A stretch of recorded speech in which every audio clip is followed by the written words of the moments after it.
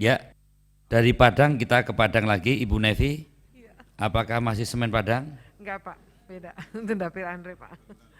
Terima kasih pimpinan dan anggota Dewan Komisi yang kami hormati dari Pak Menteri bersama jajaran. Yang pertama Pak singkat saja yaitu eh, bagaimana upaya Kementerian BUMN untuk bisa menghadirkan BUMN sehat yang bisa memenuhi ekspektasi Pak Menteri dan kita semua. Kita ingin memastikan bahwa untuk ke depan BUMN ini benar-benar sehat, artinya produktif dan bebas hutang. Bagaimana Pak Menteri untuk memiliki roadmap menghadirkan BUMN yang sehat ke depan. Lalu yang kedua adalah saya ingin memastikan Pak dari laporan Ombudsman di tahun 2019 masih banyak pejabat publik yang merangkap jabatan. Untuk sekarang ini bagaimana posisinya Pak? Karena rangkap jabatan di komisaris ya itu sangat tidak baik presidennya karena akan terjadi hal-hal yang tidak baik di BUMN juga. Terus yang ketiga yaitu tadi Pak Menteri kumulatif menyampaikan total kontribusi BUMN. Kami ingin menanyakan, tolong sampaikan progresnya Pak untuk yang tahun 2022 secara detail, mengingat investasi yang sudah dikeluarkan negara ke BUMN sudah sangat besar, lebih kurang 2.469 triliun. Apakah dengan investasi yang besar negara tersebut kontribusinya berupa dividen, terus pajak, ya BNPB apakah sudah maksimal? Yang keempat Pak, IPO BUMN di Bursa Efek baru satu Pak yang melaksanakan. Bagaimana yang lainnya? Karena rencananya kita ada 14 perusahaan yang IPO di Bursa Efek Indonesia tahun 2022 ini. Selanjutnya yaitu keterwakilan perempuan dan pemimpin muda di BUMN Pak. Bagaimana transformasi BUMN untuk mendukung program ini untuk di perusahaan-perusahaan atau anak perusahaan BUMN. Terakhir terkait orientasi BUMN. Bagaimana pihak BUMN mengatur agar tugas PSO yang diberikan pemerintah itu tetap bisa berjalan di sisi lain, BUMN bisa bergerak lincah sehingga bisa bersaing dengan perusahaan sejenis dari pihak swasta dan asing. Terima kasih pimpinan, itu saja. Terima kasih Bu Nevi. Ke sisi kanan Pak Dedi Sitorus. Terima kasih pimpinan. Ini saya kira yang paling penting kita tidak mengulang-ulang yang sudah disampaikan teman. Kalau soal bicara dengan Pak Menteri dan jajaran, saya kira ini barang mahal Pak. Jadi kalau kita diburu-buru juga nggak bagus kalau menurut saya. Iya. Ya, tapi kan? 20 orang Mas, saya mimpin ya, nggak apa-apa kita ya, karena kan 20 memang orang. kita Mohon di sini untuk dipersingkat dan mendalami. itu aturan tata tertib Pak. Oke, tapi saya mengingatkan saya aja, hanya Pak, melaksanakan tata tertib. Nggak usah marah-marah Mas, nah, saya cuma bilang. Nah ini saya sampaikan tadi. Ya tadi sudah disampaikan saja. itu, saya cuma menyampaikan aja juga bahwa pertemuan ini penting. Kalau diburu gitu malah kita panicking gitu. Enggak diburu Pak, hanya ya, udah oke. Kalau gitu saya bicara, jangan jadi kita yang berdebat dong. Jadi yang pertama saya ingin mengingatkan kepada Bapak Menteri, ini kan prognosanya 99% Pak penyerapan anggaran untuk akhir tahun 2022. Saya berharap agar sisa itu tidak lebih banyak dihabiskan di Bali Pak. Karena biasanya kan kebanyakan kementerian maupun BUMN itu menghabiskan sisa anggaran rapat-rapat segala macam di Bali. Bali penuh Pak. Sementara daerah-daerah lain itu tidak mendapat manfaat banyak. Ya hampir semua pergi ke Bali. Kemarin kita ke Bali itu sampai nggak dapat tempat yang layak gitu. Itu yang pertama. Yang kedua, saya kira BUMN memang harus fokus pada 3 hal.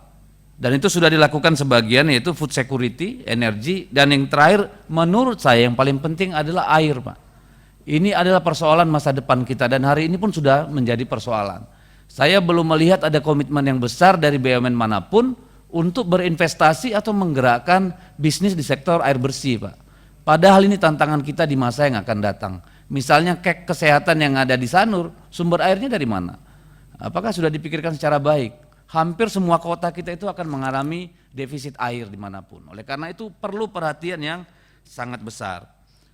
Lalu kami juga mengapresiasi seperti tadi teman-teman, ya. Jadi kalau kita melihat kesibukan Pak Menteri ini kan luar biasa ya, dari pagi sampai malam dan setiap hari.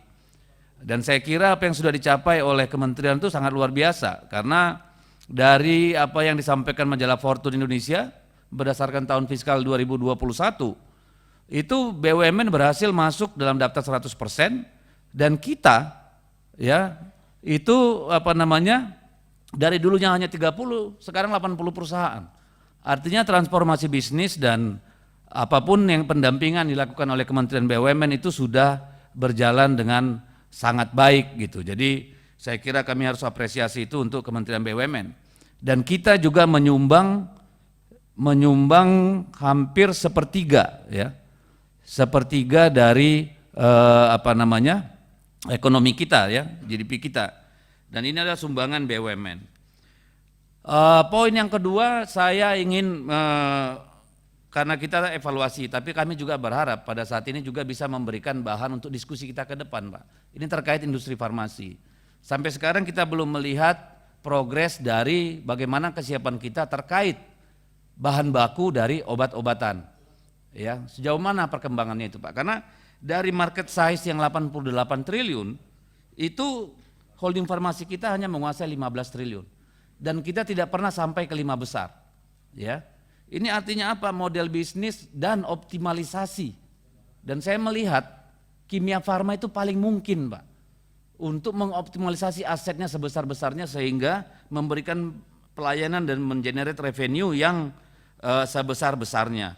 Ini perlu menjadi perhatian, bayangkan kita selalu kalah jauh sama Kalbe Farma ya, dan seterusnya. Kalau kita lihat data yang ada itu sangat jomplang, Pak. Kimia Farma itu di urutan ke-6 di bawah Temposcan ya. Di atas ada Kalbe, Sanbe, Dexa dan Paros. Lalu kemudian terkait dengan utilisasi aset tadi, tidak hanya, saya kira hampir semua harus digenjot, Pak, karena potensinya besar sekali. Kereta api Indonesia punya banyak sekali aset, Pertamina banyak sekali aset tidurnya, Pos tadi sudah disebut, Sarina, ya, PTPN, itu semua sebenarnya aset-aset yang bisa dikonsolidasikan untuk mendapatkan revenue yang sebesar-besarnya. Yang keempat, saya ingin mendapatkan informasi terkait dengan Garuda. Garuda kita tahu sudah memang sangat membutuhkan tambahan pesawat segera, Pak. Tidak saja untuk melayani masyarakat atau untuk memberikan keuntungan, tapi juga untuk menjadi koreksi harga, Pak. Saat ini masyarakat tidak punya pilihan lain karena tidak ada koreksi harga dari BUMN terhadap harga yang ditetapkan oleh penguasa penerbangan kita. Dan perhatian khusus saya kira dalam hal ini mungkin Pak Tiko kepada Citylink. Ini harus perhatian yang sangat serius, Pak, dan saya berharap ini kita tidak main-main karena kondisinya menurut saya tidak sangat baik. Dua lagi Mas Bimo, yang kelima ini terkait tadi apa yang disampaikan oleh Ibu Evita ya, soal IKN dan kawasan penyangganya. Saya kira memang harus ada satu rencana besar jangka panjang bagaimana BUMN untuk berperan di IKN dan wilayah penyangganya, Pak. Ini termasuk Kalimantan Utara, ya, Kalimantan Timur. Itu apa yang kita akan lakukan? Karena ketika nanti IKN sudah ada di sana, tentu ekosistemnya harus terbentuk. Dan disitulah BUMN saya kira harus masuk. Misalnya di Kalimantan Utara itu ada kawasan industri yang bisa kalau sekarang sudah mulai dikerjakan, saya kira akan menguntungkan ketika IKN dan kawasan industri internasional di Kaltara itu dibangun. Misalnya daerah Maratua dan Derawan, itu jauh lebih baik daripada daerah-daerah lain kalau menurut saya kalau dioptimalisasi. 4 menit, Pak. Ya, yang terakhir dari saya, Pak, ini soal LRT. LRT saya kira memang sudah terlalu lama dan sejauh ini kan yang kita dengar hanya soal ketidaksesuaian sistemnya, Pak. Tetapi saya ingin ada perhatian juga, jangan sampai kita ingin yang tanpa masinis nanti jadi tanpa penumpang LRT-nya. Apa yang perlu menjadi concern menurut saya adalah feeder dan aksesibelnya. Ya, artinya kalau feedernya tidak ini, orang tetap harus bawa mobil ke stasiun itu, lalu tidak ada tempat parkir yang layak, lalu orang harus naik tangga yang tinggi tanpa eskalator dan seterusnya. Ini juga akan menurunkan animo dari masyarakat. Saya kira itu pimpinan, terima kasih. Selanjutnya Pak Hendrik, kami silakan. Baik, terima kasih Pak. Saya langsung aja, Pak. Yang pertama Pak Menteri, apresiasi BUMN penyerapan tenaga kerjanya 45 juta, Pak.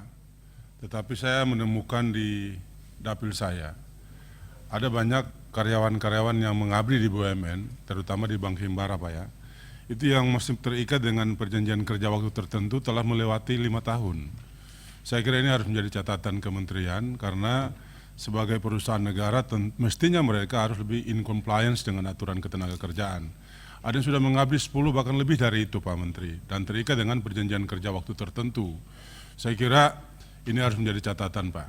Yang kedua, saya juga kaget rencana penambahan armada Garuda kalau Pak Dedi tadi sentil soal ada kebutuhan untuk melayani jasa angkutan udara, tapi saya masih ingat betul di forum rapat ini manajemen Garuda dan juga Kementerian BUMN mempresentasikan soal efisiensi Garuda dengan cara mendownsizing fleet atau armadanya Pak. Ini kalau memang ini rencana penambahan fixed wing-nya untuk penambahan armadanya, apakah itu berarti bahwa Garuda telah masuk dalam fase yang telah melewati masa kritisnya atau gimana Pak? Jangan sampai nanti menjadi cost center lagi karena terlalu banyak armada sementara komersialnya tidak menguntungkan. Saya kira begitu Pak. Yang ketiga, saya mendukung langkah Kementerian BUMN untuk melakukan semacam perampingan atau harmonisasi peraturan menteri di Kementerian BUMN karena menurut saya memang permen-permen yang obesitas ini tidak sehat sebenarnya dari sisi regulasi. Jadi kalau Pak Menteri berniat untuk menggunakan metode omnibus law ini langkah yang paling tepat. Sebab kita menemukan juga ada banyak permen yang serupa tapi tak sama. Buat apa itu ada gitu? Itu hanya membuat obesitas regulasi di Kementerian BUMN. Saya kira demikian Pak Bimo, 2 menit Pak ya. Makasih. Terima kasih, ke sebelah kanan Pak Adis Turino. Baik, terima kasih pimpinan. 2 menit langsung saja. Pertama mengenai BUMN Pharma, Pak Menteri, selamat itu vaksin Indovac yang berbasis pada protein rekombinan. Tapi tren dunia kan vaksinnya mRNA, sehingga ini jangan sampai nanti Bio Farma ketinggalan. Ini yang pertama. Yang kedua untuk kimia farma, saya mengapresiasi ya.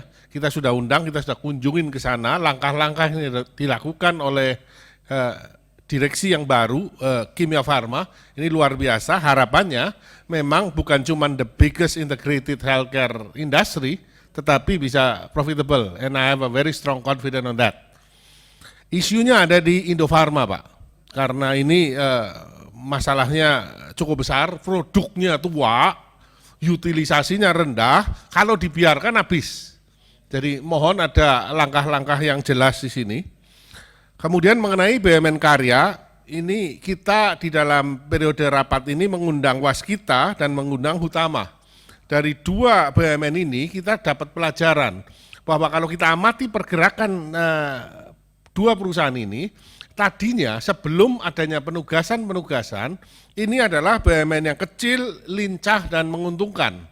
Tapi sekarang dia menjadi tambun besar dan berpenyakitan.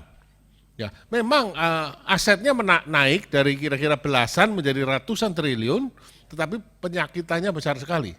Sehingga perlu dipikirkan apakah akan disehatkan dulu baru dapat penugasan baru atau seperti apa? Atau paling tidak kalau memang ada penugasan baru, ya hitung-hitungannya clear kalau memang proyeknya secara financial tidak visible. Yang ketiga mengenai BUMN perkebunan, sejauh mana realisasi dari Sugarco? Karena dulu pernah dipaparkan, tetapi saya belum dengar saat ini perkembangannya sampai di mana, dan sejauh mana kesiapan dari on-farm-nya. Bukan cuman revitalisasi dari pabriknya. Mengenai Himbara, luar biasa sekali ini, menghasilkan keuntungan 86 triliun dari total 151 triliun yang dihasilkan oleh BUMN.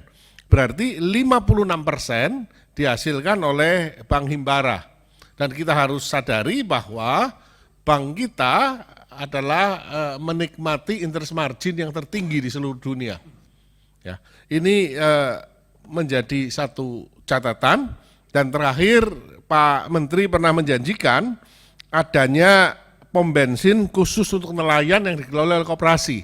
Saya akan menanyakan kapan direalisasikan di Dapil Kabupaten Tegal dan Kabupaten Brebes. Terima kasih. Assalamualaikum warahmatullahi wabarakatuh. Waalaikumsalam. Ke sebelah kiri Pak Ananta. Terima kasih Pak Aryo Bimo, Pak Menteri bersama jajarannya. Paparannya dan penjelasannya cukup jelas sehingga saya malah mau bertanya sudah cukup sulit. Karena sebelum Bapak ditanya sering sudah menjawab dan langsung kepada bosnya DPR yaitu rakyat. Ya, contoh Pak, ketika rakyat mengeluh tentang bahan pokok, bakpoktin, Bapak nyamar jadi tukang sayur, kan gitu. Jadi ketika ada antrian BBM, Bapak cek mengenai toilet yang tidak pernah dilakukan oleh Dirut Pertamina. Bicara tentang isu korupsi, Bapak datang ke Kejaksaan, kemudian kerjasama dengan KPK. Ini kami apresiasi, sehingga rapat-rapat ini sering dibanjiri dengan apresiasi. Nah, dan harus kita akui survei tentang kinerja Bapak memang cukup baik untuk tidak kita katakan puas. Dan kita lihat mengenai alokasi anggaran 260 miliar, dividen yang ditargetkan 36,4 triliun, Bapak bisa mencapai 39,7 triliun. Nah, kemudian memang terus terang beberapa kepercayaan event-event nasional yang diberikan ke Bapak selesai dengan memuaskan. G20, Asian Games dan sebagainya.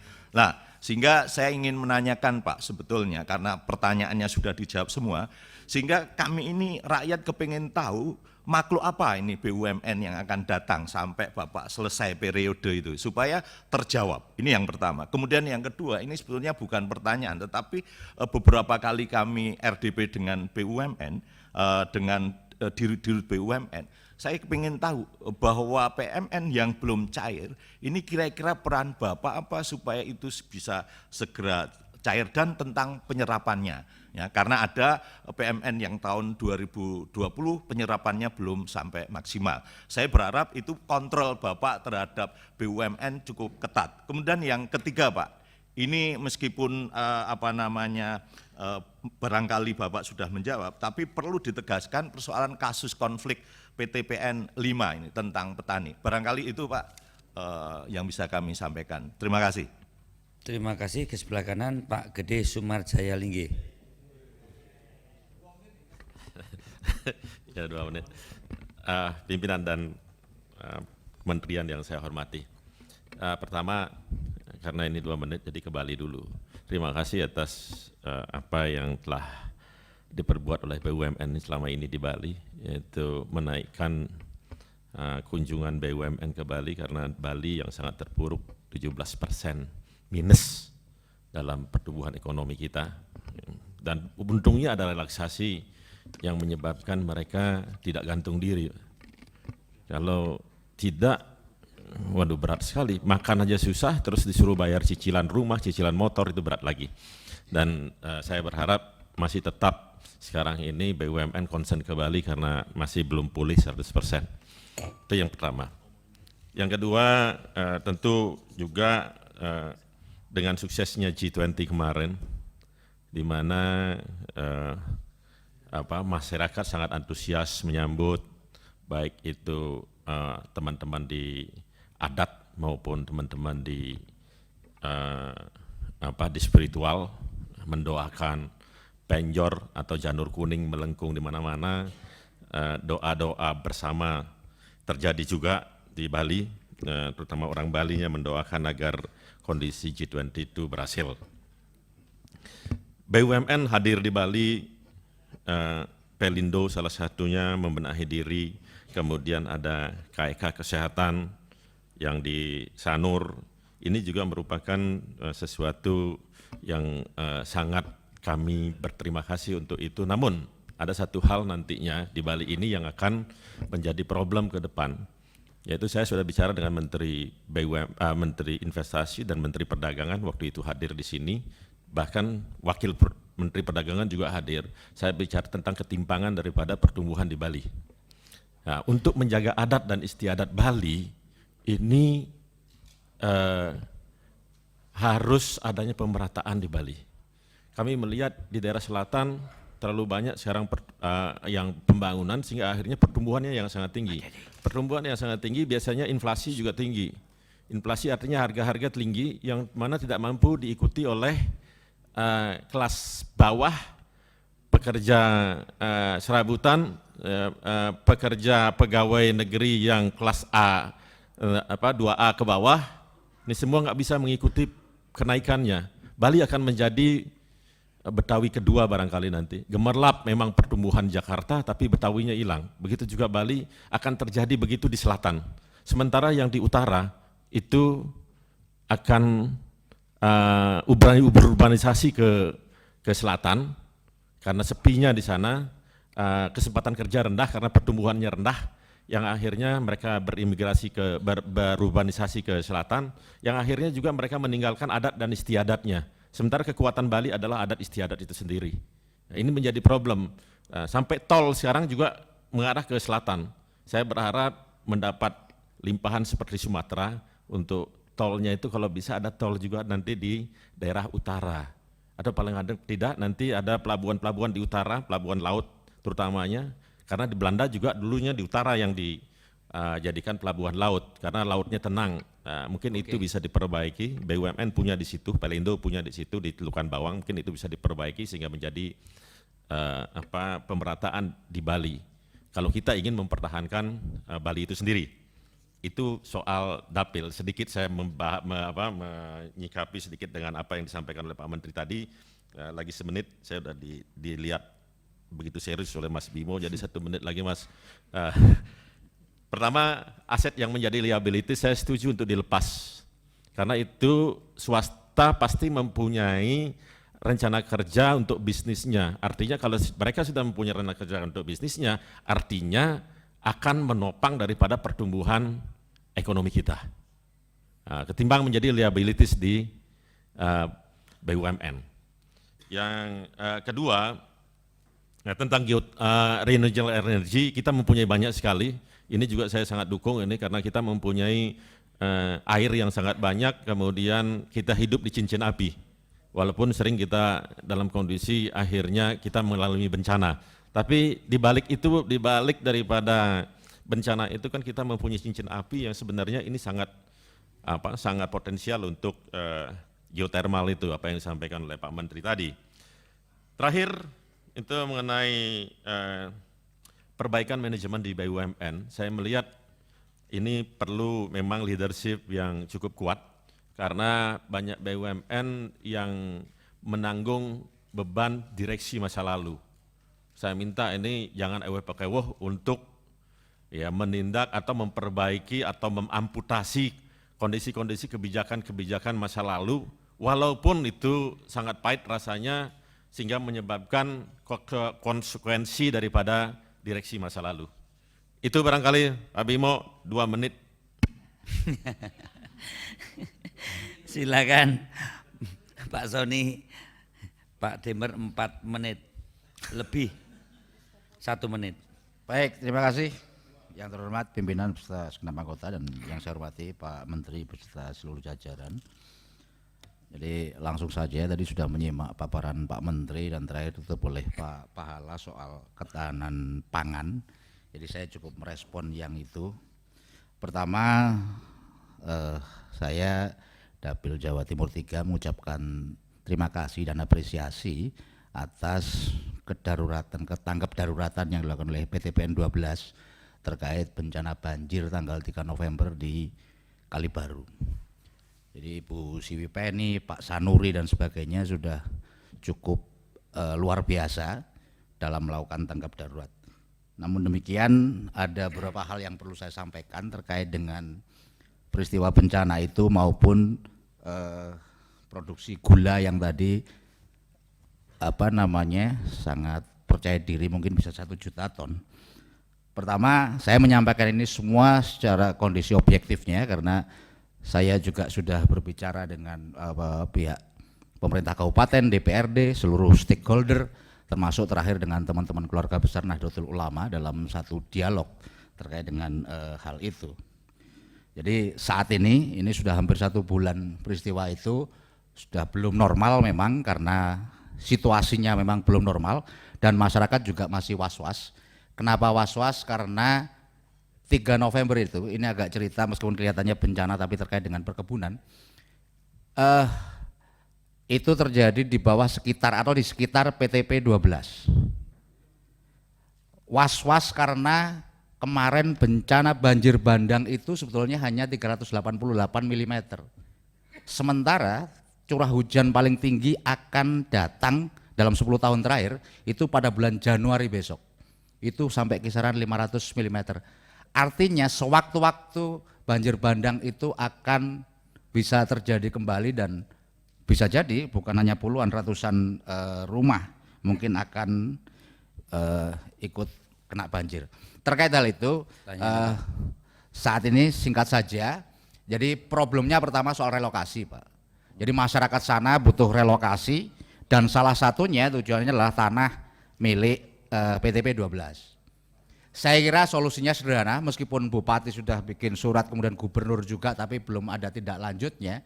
Andai saja PTP 12 itu memberikan secara ikhlas tanah tersebut untuk kepentingan relokasi beberapa penduduk yang rumahnya hancur, itu sangat bisa sekali karena sesuai dengan PP 18 tahun 2021 itu sangat dimungkinkan. Itu terkait dengan relokasi. Yang kedua terkait dengan kesejahteraan karyawan dan masyarakat kebun, Pak. Jadi IGG dengan investasi yang sangat besar ternyata tidak menghadirkan kesejahteraan bagi masyarakat Banyuwangi, khususnya di wilayah Glenmore dan sekitarnya. Karena justru yang terjadi banyak masyarakat yang tidak bekerja di Bandung ketika kopi dan kakao. Yang kedua, tingkat penghasilan mereka hanya setara dengan 8 sampai 12 hari kerja. Nah, saya kira kehadiran BUMN ini penting.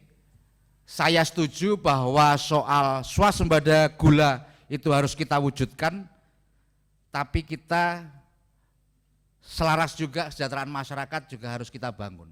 Saya kira misalkan integrasi antara kebun dan ternak itu bisa dilakukan. Limbah tebu bekerja sama dengan misalkan PT Berdikari bersinergi terkait dengan hewan ruminansia, sapi misalkan atau mungkin kambing, itu bisa dilakukan. Karena kalau tidak, hari-hari ini masyarakat sudah mulai gerah dengan keberadaan IGG, keberadaan tebu yang mana terkait dengan swasembada memang dibutuhkan lahan tebu yang sangat luas. Tapi sekali lagi sebetulnya ini bukan salahnya PTP karena tidak melawan regulasi, tapi saya harap daerah-daerah resapan seperti Kalibaru, Glenmore tidak dipergunakan untuk lahan tebu. Ya. Apalagi masih 1 menit setengah kira-kira, Mas. Tanaman tebu itu juga tidak boleh dari sekitar 15 derajat, itu peraturan menterinya, peraturan Menteri Pertanian, dan saya kira lahan PTPN 12 seluas 28.194 hektar itu masih cukup luas karena kebutuhannya hanya 9.000 hektar saja untuk IGG Glenmore. Termasuk soal pembagian wilayah tadi sudah disampaikan Sugarco, misalkan jangan sampai ada tebu-tebu wilayah Jember lari ke Banyuwangi, Banyuwangi lari ke Jember. Jalur transportasi di Gunung Kemitir itu macetnya luar biasa, Pak. Itu kita sangat miris melihatnya, lebih miris dari toilet berbayar di rest area, Pak. Jadi mungkin kalau Pak Menteri ke sana akan lebih detail melihatnya. Saya kira itu biar lengkap 2 menit, Pak. Saya tutup dengan pantun. Sungguh indah penampilan para pemain bola yang saat ini sedang berlaga di Piala Dunia. Saya mendukung penuh upaya swasembada gula, tapi saya tidak ingin ada bencana di masyarakat kita. Terima kasih. Assalamualaikum warahmatullahi wabarakatuh.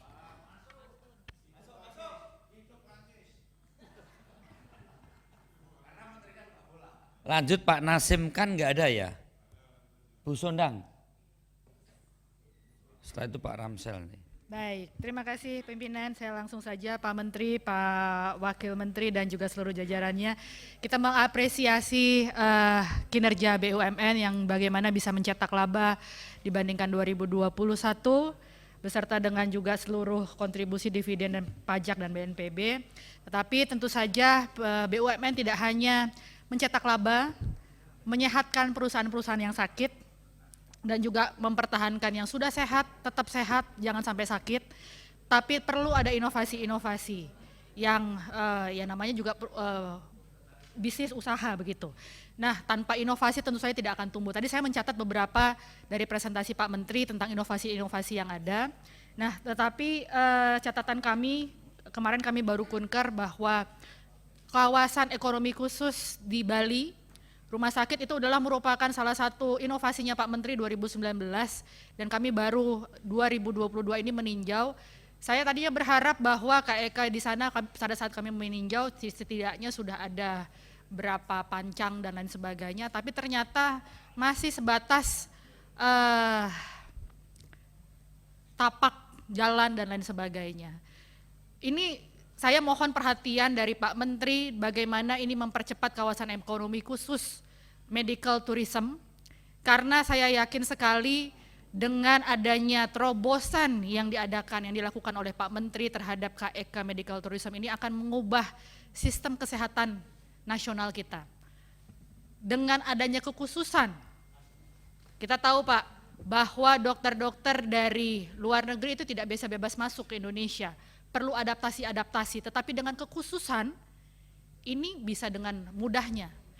Termasuk juga dengan obat-obatan yang harus mengantri melakukan perizinan yang berjelimet, dengan adanya kekhususan pun juga harusnya ini akan lebih mudah.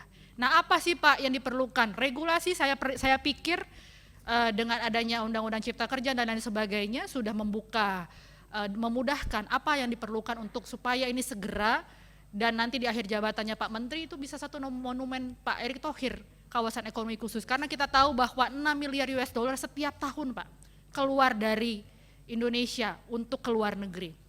Dan masyarakat yang berpenghasilan tinggi ini sangat-sangat mengalami krisis kepercayaan terhadap tenaga kesehatan dokter-dokter yang ada di Indonesia, sehingga mereka rela mengeluarkan kocek yang cukup besar. Itu yang pertama. Kedua, mengenai EV battery beserta dengan industri turunannya. Ini sudah sampai sejauh mana? 2019 juga sudah dicanangkan mengenai EV battery, tapi sampai dengan hari ini kita nggak tahu prosesnya sampai di mana. Karena kesepakatan yang ketiga adalah G20 kemarin, bahwa seluruh negara-negara G20 bersepakat mengenai menciptakan green energy dan green economy. Nah, untuk hal ini kita tahu bahwa banyak perusahaan BUMN menyumbang emisi karbon yang cukup banyak. Nah, kami ingin Pak Menteri dipaparkan bagaimana dalam hal mendukung terhadap kesepakatan G20 ini, seperti apa sih roadmap dari Kementerian BUMN terhadap perusahaan dalam hal mengurangi emisi karbon, termasuk juga bagaimana skema karbon kredit yang saat ini sedang banyak diperbincangkan atau menjadi isu. Itu saja mungkin pimpinan, terima kasih. Terima kasih. Selanjutnya Bu Melani. Terima kasih. Assalamualaikum warahmatullahi wabarakatuh. Yang saya hormati pimpinan dan teman-teman anggota Komisi 6, yang saya hormati Pak Menteri BUMN dan Pak Wakil Menteri BUMN 1, Wakil Menteri BUMN 2, serta jajarannya. Mungkin seperti kawan-kawan yang lain, saya juga mengapresiasi atas kinerja dari BUMN. Mudah-mudahan semua pencapaian yang sudah dicapai 2022 juga lebih terasa di 2023 kinerjanya. Yang saya mau nanyakan tentang, karena yang baru saya lihat tentang Indovac, vaksin yang diharapkan dapat memasok kebutuhan nasional dan ekspor ke negara lain. Di sini dikatakan 20 juta dosis kapasitas produksi 2022.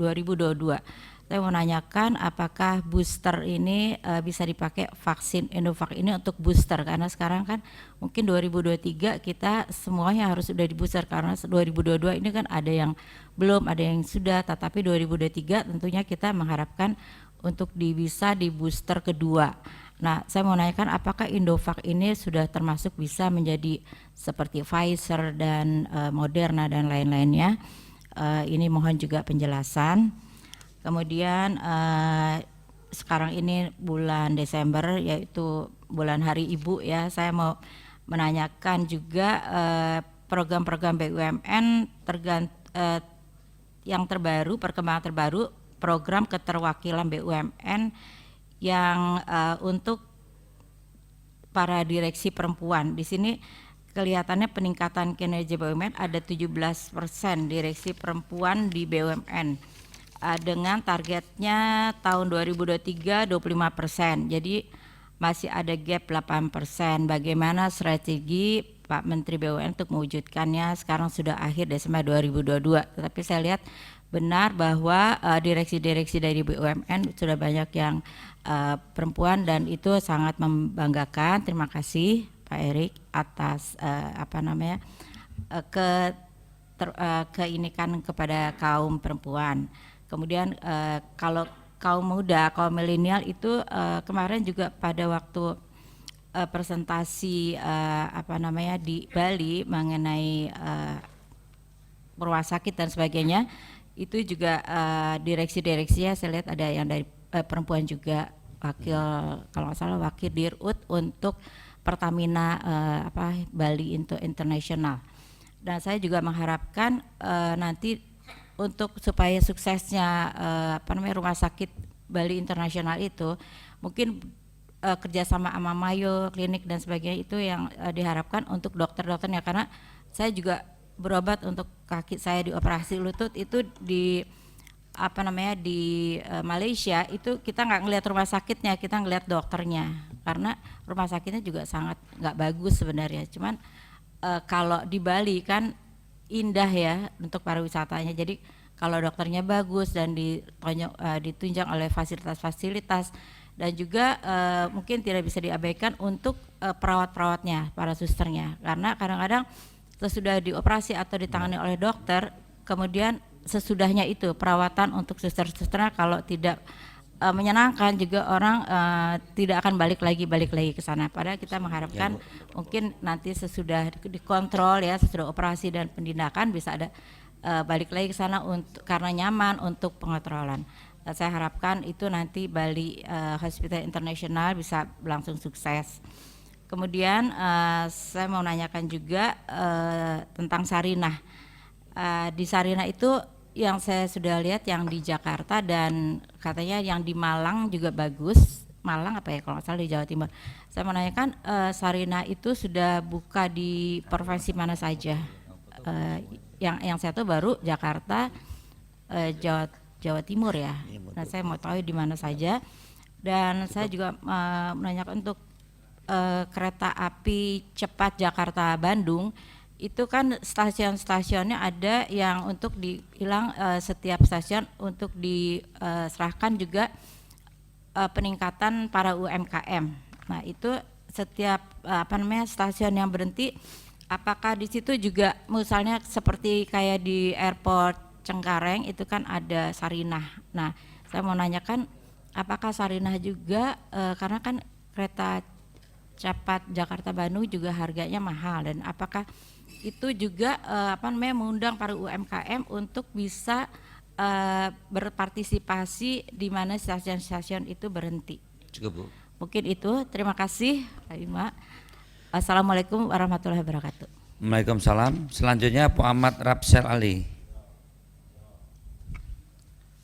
Terima kasih pimpinan, Pak Menteri beserta Wamen dan jajaran manajemen yang saya hormati.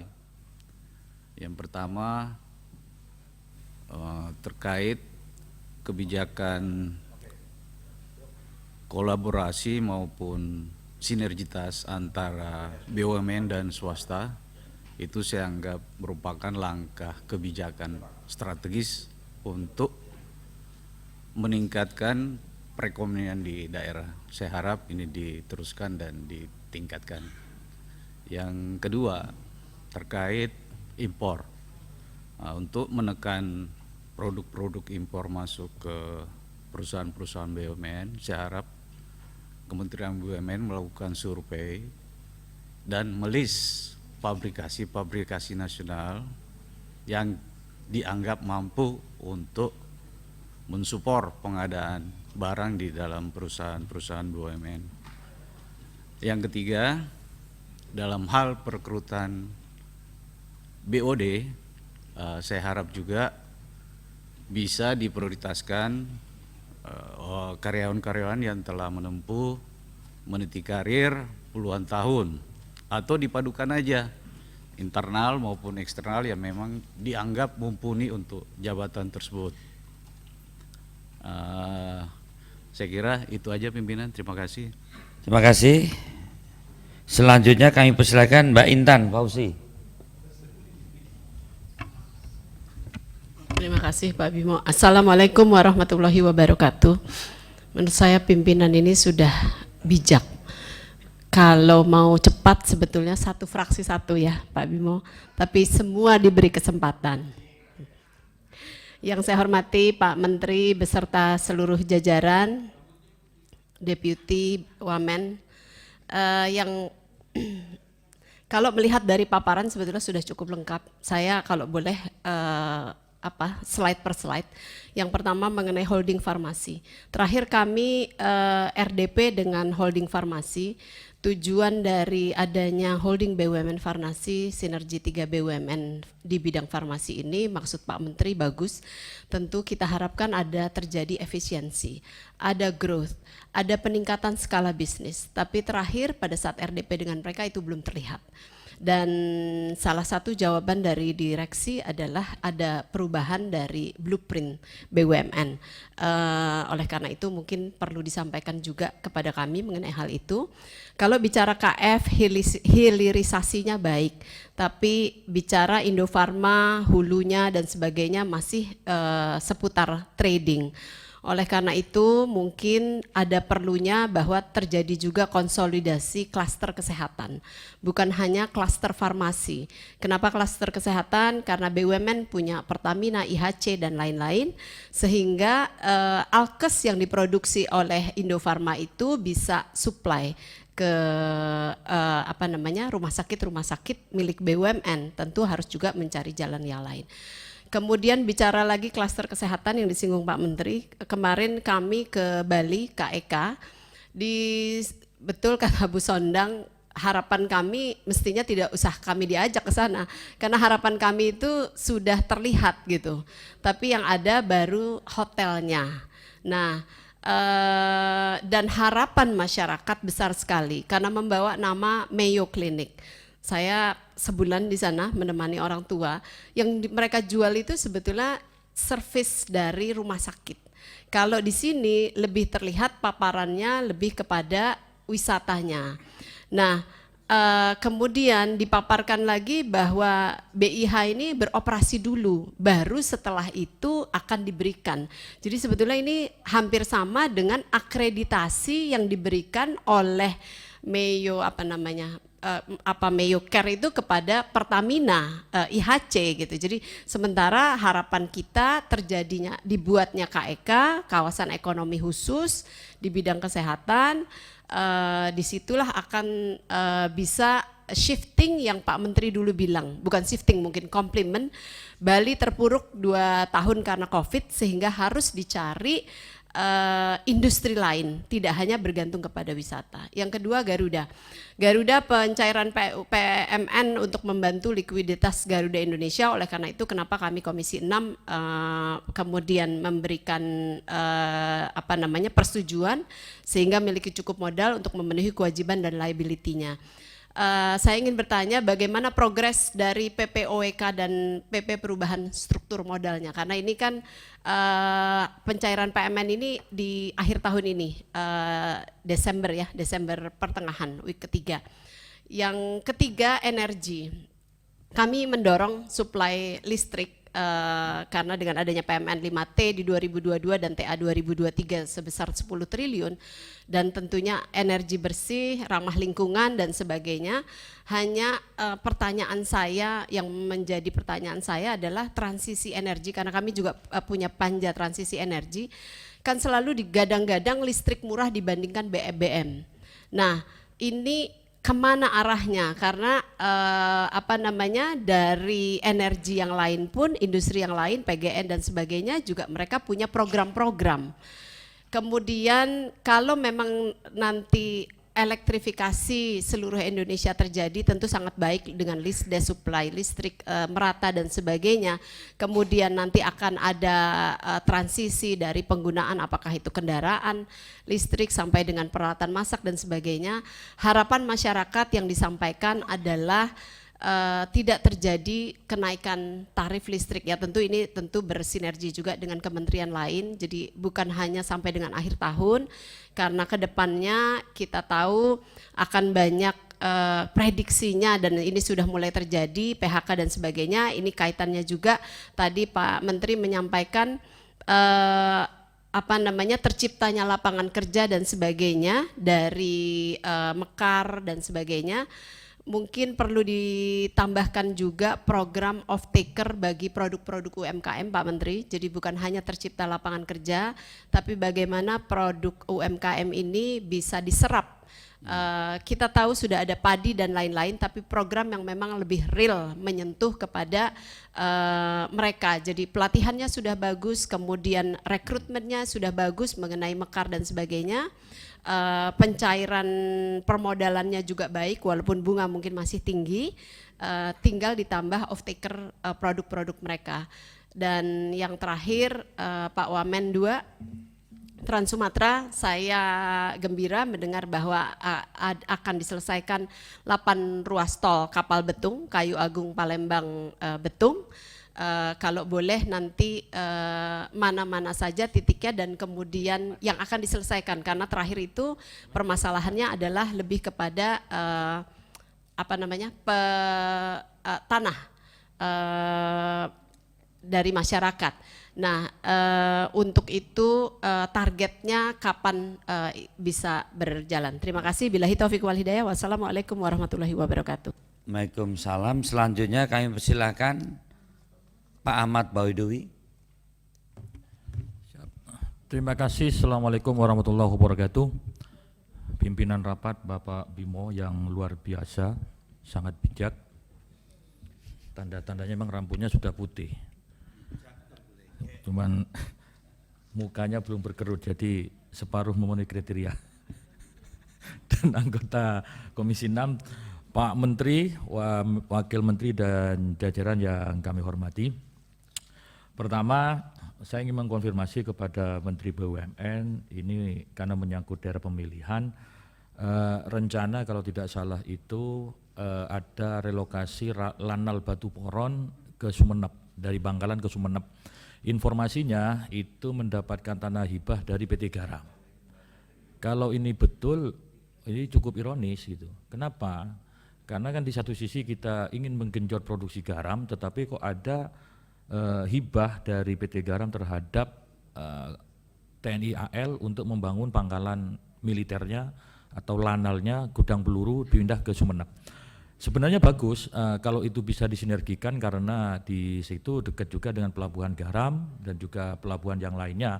Cuman ini kan kalau memang betul itu dilaksanakan, progresnya sudah sejauh mana dan apa yang diberikan, dihibahkan oleh PT Garam itu termasuk lahan yang produktif atau seperti apa. Itu yang pertama. Yang kedua, ini tadi menyambung disampaikan Pak Soni, karena kebetulan kami ada titipan aspirasi dari masyarakat Banyuwangi yang kemarin terdampak banjir. Ya banyak juga warga konstituen kami berhubungan, karena banyak warga Madura juga di Kalibaru sana. Salah satu persoalan hari ini adalah tentang relokasi. Relokasi tetap ya, bukan huntara, tapi relokasi tetap. Dalam setiap pertemuan, informasi yang kami dapatkan selalu mendapatkan informasi akan direlokasi ke lahan milik PTPN. Nah, sementara PTPN itu dia kan pelaksana teknis, pemilik lahannya kan negara, dalam ini Kementerian BUMN. Sehingga yang selalu mendapat sasaran dari masyarakat itu PTPN. Dianggap PTPN tidak proaktif, dianggap PTPN mengabaikan kepentingan masyarakat untuk kepentingan relokasi. Sementara lahannya PTPN itu cukup banyak, cukup luas. Nah, alasan waktu itu kami coba komunikasi dengan Bu Dirutnya langsung, Bu Siwi, N12, mengatakan kita tidak bisa melepas begitu saja Pak, karena ini lahan negara, harus ada kebijakan dari pemilik saham, dari Kementerian BUMN. Lah kami berharap apakah informasi itu sudah nyampe ke Kementerian BUMN. Nah, kalau memang tidak bisa direlokasi dan Kementerian BUMN tidak bisa melepas asetnya untuk kepentingan relokasi warga, ya disampaikan saja. Tidak setiap rapat, setiap audiensi dengan warga, selalu yang muncul adalah harapan dan janji-janji relokasi terhadap lahannya PTPN. Kasihan juga teman-teman PTPN yang di bawah, karena selalu menjadi sasaran tembak dari masyarakat. Dan kalau itu bisa direalisasikan bagus sekali, karena setidaknya kehadiran BUMN untuk menyelesaikan persoalan. Jadi solusi konkret, misalkan relokasi itu benar-benar tanahnya dilepas oleh BUMN untuk di hunian warga sepanjang bantaran kali itu yang kemarin terdampak, itu luar biasa kinerja BUMN nanti. Kehadiran BUMN benar-benar bisa dirasakan oleh masyarakat. Yang berikutnya terkait dengan Garuda. Mumpung ada kesempatan ada Pak Menteri, seperti kita ketahui memang maskapai penerbangan kita ini hari ini dengan berkurangnya milik Garuda itu membuat pertama persaingan tiket semakin tinggi. Yang berikutnya, waktu itu selalu dikatakan Garuda akan menggarap rute-rute gemuk. Kami sepakat. Termasuk juga ke luar negerinya diambil rute yang gemuk. Hari ini Pak, ketika Arab Saudi membuka layanan umroh, itu permintaan jamaah umroh itu luar biasa sekali. Kami hari ini untuk nyari Garuda dari kota-kota selain Jakarta itu kesulitan. Kami bandingkan dari Surabaya, tiap hari itu ada 6 pesawat Lion Air Group itu terbang ke Arab Saudi. Dan kami tanya waktu itu informasinya, untuk jadwalnya mereka sudah full booking sampai bulan April. Sementara Garuda itu absen, kosong di situ. Kalau ini segmentasi pasar ini bisa dimanfaatkan oleh Garuda, maka saya kira recovery bisnisnya Garuda itu lebih cepat. Yang terakhir, tadi sempat disinggung mengenai kereta cepat.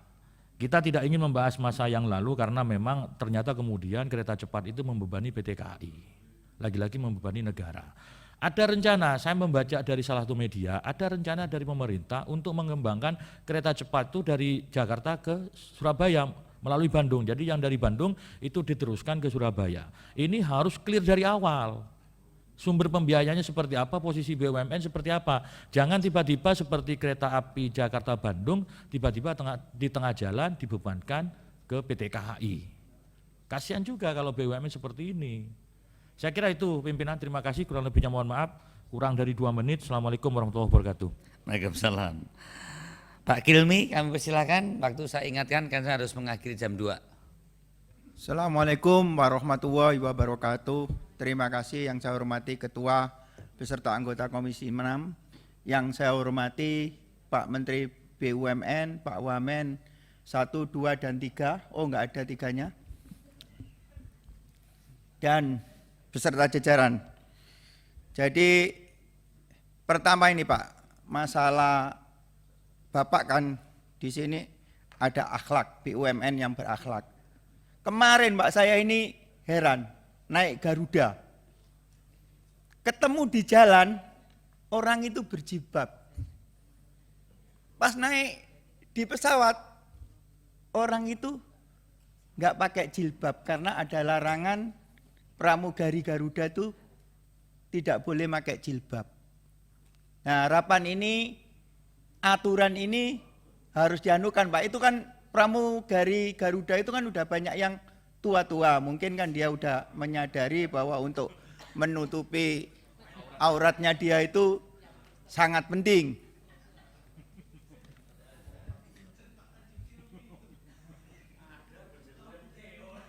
Nggak ada Garuda Pak, kalau Citylink ada.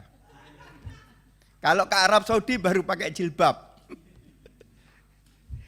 Terus yang kedua Pak, tentang penugasan BUMN karya. Sesuai dengan Undang-Undang BUMN pasal 66, itu pemerintah dapat memberikan penugasan khusus kepada BUMN untuk menjalankan fungsi kemanfaatan umum. Tetapi Pak, setelah penugasan itu selesai, ini banyak perusahaan karya-karya ini kan banyak yang nggak punya uang. Sampai ke vendor-vendor aja dia nggak bisa bayar. Nah ini mumpung kepercayaan vendor kepada atau pensuplai barang ini kepada BUMN karya ini masih ada kepercayaan lah. Harapan saya penugasan ini cepat-cepat diselesaikan lah.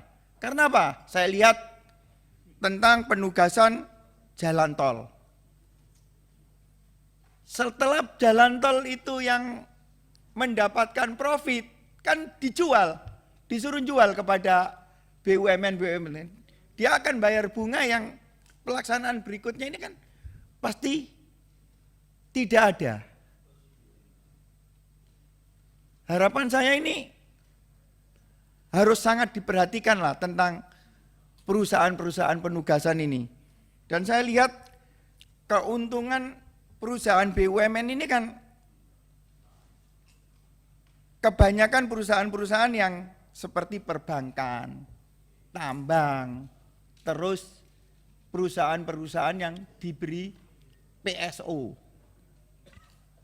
Seandainya pupuk itu tidak ada PSO, Pak, dan tidak diprotek tentang gasnya, itu sama perusahaan swasta pasti tender ke kebun-kebun kelapa sawit pasti kalah.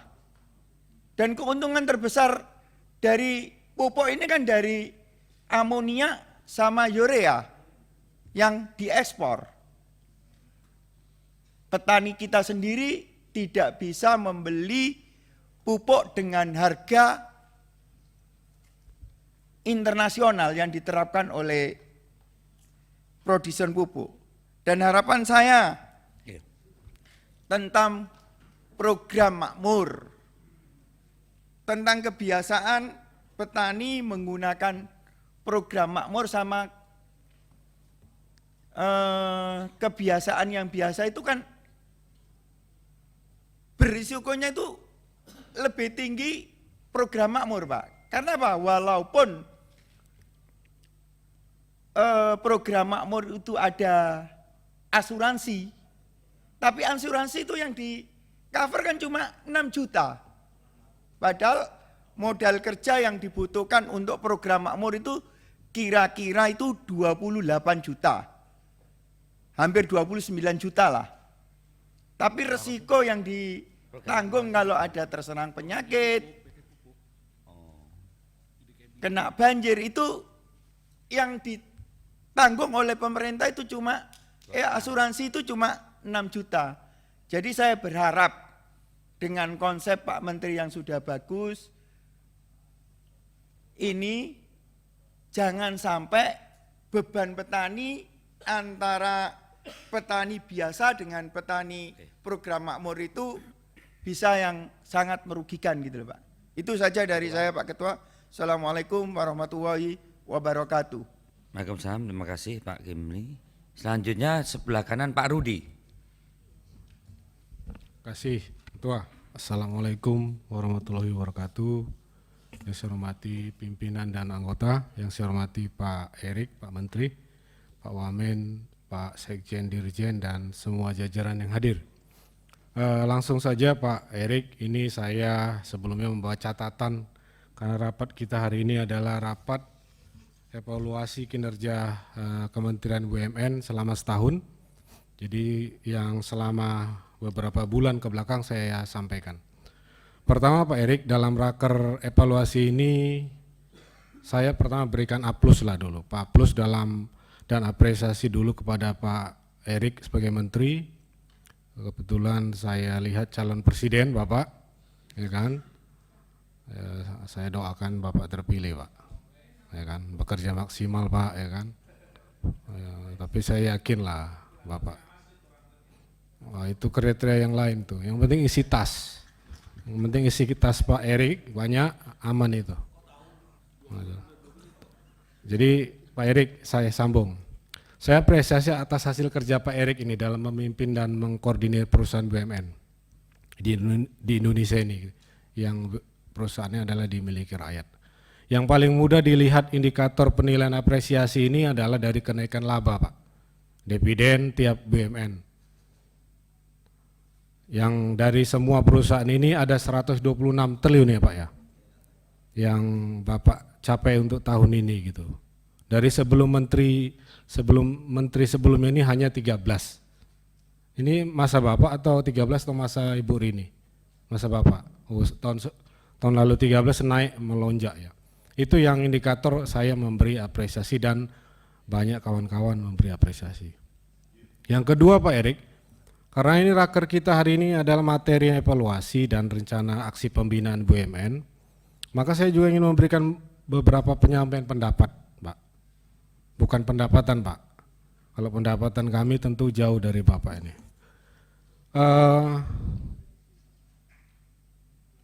Saya ingin sampaikan pendapat saya, yaitu BUMN perseroan yang untung dan yang buntung, Pak, yang tidak untung. Dan juga kinerja direksi yang tidak menunjukkan perbaikan. Dan juga laba pendapatan perseroannya yang banyak dimasukkan lagi untuk investasi atau menutupi beban hutang-hutangnya BUMN atau anak-anak perusahaannya. Ini yang saya ingin nyatakan pendapat, harus diperbaiki sistemnya, Pak. Ini kerja Pak Erik. Lalu yang kedua, Pak, direksi atau SPV itu atau apapun namanya di kepemimpinan perseroan harus ada tim atau penilai independen, Pak. Pemantaunya, pengawasnya. Pengawas itu mungkin kami DPR pengawas, Pak, tapi harus ada yang independen. Sebelum kinerja para direksi itu memburuk dan asal ambil kebijakan. Harus ada tim penilai atau memantau tadi, Pak, sehingga bisa terukur, Pak, indikator kerja dan kebijakan para direksi atau SPP itu gitu. Yang nggak bisa dipakai, Pak, baiknya Pak Erik cepat Bapak copot dan gantikan. Ibaratnya begini, Pak, ini ada penyampaian saya. Jangan jadi koreng, Pak, atau kurap di suatu badan lalu menggerogoti semua badan, Pak. Itu ibaratnya bahasa rakyat aja, Pak. Kemudian yang ketiga, kinerja Pak Erik yang dapat saya nilai langsung dengan mata kepala saya, Pak, juga rakyat kan bisa melihat langsung, adalah kinerja Pak Erik dalam melaporkan langsung para direksi yang mengkorupsi dan merugikan negara itu. Langsung Bapak sendiri datang ke Kejaksaan Agung atau ke APH atau ke KPK. Itulah tindakan yang terukur, Pak, yang salah satu keberhasilan dan kesungguhan Bapak dalam memimpin BUMN ini. Artinya, Pak, rakyat itu melihat Bapak serius bekerja gitu. Dan yang keempat, Pak, evaluasi dan eksekusi BUMN, Pak. Yang merugi itu harus cepat, tegas dan terukur, Pak, tidak setengah hati dikerjakan bawahan Pak Erik. Contoh begini, Pak. Di PT PPA itu direksinya kalau saya nilai ya nggak tahu lambat atau cari selamat. Saya lihat kalau rapat beliau paparkan, tapi kesan saya, ini kesan pribadi saya, kalau salah ya terserah, Pak. Ada namanya Pak Yadi kalau nggak salah. Dia lempar bola atau jawaban gitu. Misalnya permasalahannya di tingkat pengadilan, di kurator begitu kan. Jadi lempar di kurator, dia tidak bisa komunikasi atau gimana. Istilah itu kan untuk mengeksekusi suatu perusahaan yang sudah bangkrut itu kan lama aja nih, Pak. Terus kurator lagi menyurati balik bahwa tidak bisa didatangi, itu kan bertele-tele, Pak. Dan kemudian PT PPA mengeluarkan biaya-biaya lagi, artinya ini tidak clear, Pak. Nah, itu yang evaluasi yang tentang BUMN merugi. Lalu yang berikut ini BUMN perkebunan, Pak, seperti PTPN 1, 13, 14, 11, dan 8. Ini kan kinerjanya tidak baik-baik sekali, Pak. Ya kalau saya bilang maaf, buruk lah. Dan ini laporan dari ya masyarakat lembaga LSM, direksinya katanya makin kaya, Pak. Jadi kalau itu saran mereka harus cepat diganti. Pak Rudi sampaikan ke Pak Erik. Itu parameter yang mudah, Pak. Kemudian tinggal lihat aja laporan keuangannya, Pak, neracanya. Laporan laba ruginya. Satu sisi kan mereka melapor ke BUMN ke Bapak merugi, tapi satu sisi mereka rakyat ini melihat direksinya makin kaya, Pak. Membeli banyak aset, punya aset tanah segala macam. Itu kan keterbalikan. Ini laporan dari bawah, Pak, gitu. Contoh kemudian, Pak, BUMN konstruksi Nindya Karya, Istaka Karya, Barata Indonesia, Dok Perkapalan, Jakarta Liot. Ini BUMN yang merugikan, kenapa dibiarkan, kata mereka. Sementara direksinya hidupnya mewah. Nah ini memang masukan dari banyak orang, banyak lembaga Pak. Saya melihat sendiri ketika rapat kemarin kunker di salah satu kota Pak. Saya melihat salah satu direksi BUMN-nya, dia paparkan kami kesulitan operasional, kesulitan gaji. Tapi begitu selesai rapat, saya lihat turun di bawah stafnya banyak, langsung naikin Alphard berjejer. Lah, ini bukan operasional, susah saya pikirkan Pak. Artinya itu enggak susah Pak, tapi mulutnya yang ngomong susah. Jadi Pak Eri, artinya Pak Eri nanti ada saatnya Pak, akan dikritik balik Pak. Ketika BUMN merugi ini dibiarkan dan direksi tambah kaya tadi. Sama saja laba yang 125T ini secara tidak langsung Bapak bilang itu untuk nutupi korupsi dan hidup mewah kalian direksi yang merugi. Itu kan Pak gambarannya gitu. Nah ini saran, masukan, evaluasi yang bisa saya sampaikan. Mohon Pak Erik bisa ya mendengar, mencatat karena ini saran rakyat juga Pak. Terima kasih. Assalamualaikum warahmatullahi wabarakatuh. Waalaikumsalam. Ke sebelah kiri Pak Muslim.